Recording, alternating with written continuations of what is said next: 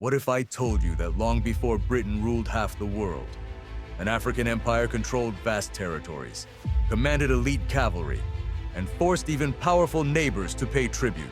Not in Europe, not in Asia, but in West Africa. This was the Oyo Empire, one of the most sophisticated and powerful states Africa ever produced. And its rise and fall is a story of power, politics, and betrayal.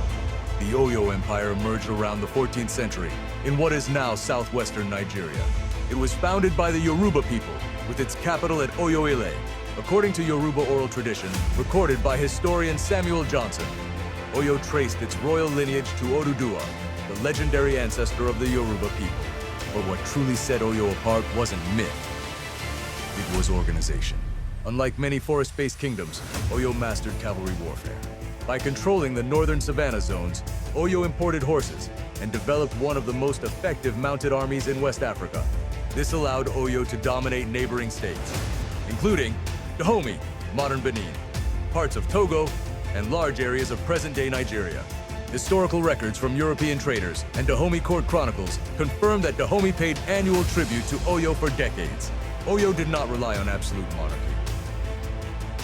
The king, known as the Alafin, was checked by a council called the Oyo Mezi.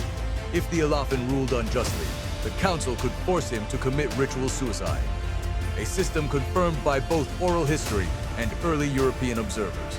This made Oyo remarkably constitutional for its time. Oyo controlled major trans-Saharan and regional trade routes.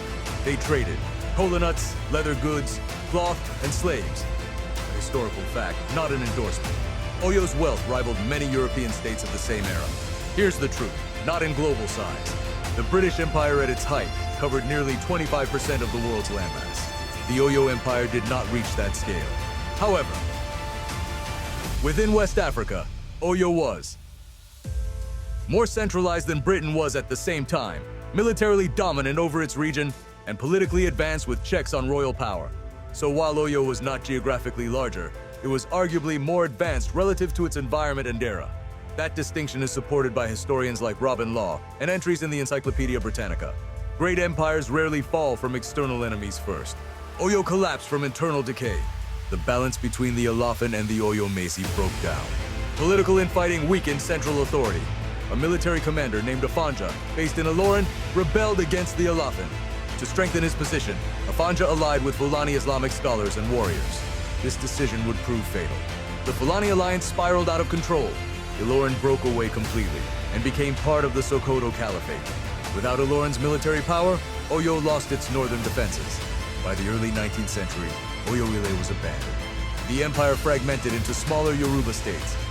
Just as European colonial powers were arriving, the Oyo Empire was not a myth. It was a real, complex, and powerful African civilization that shaped West African history. Its story challenges the idea that Africa had no great empires before colonialism. And it reminds us that internal division can destroy even the strongest nations. Keep watching Atlas Mysteries for more videos.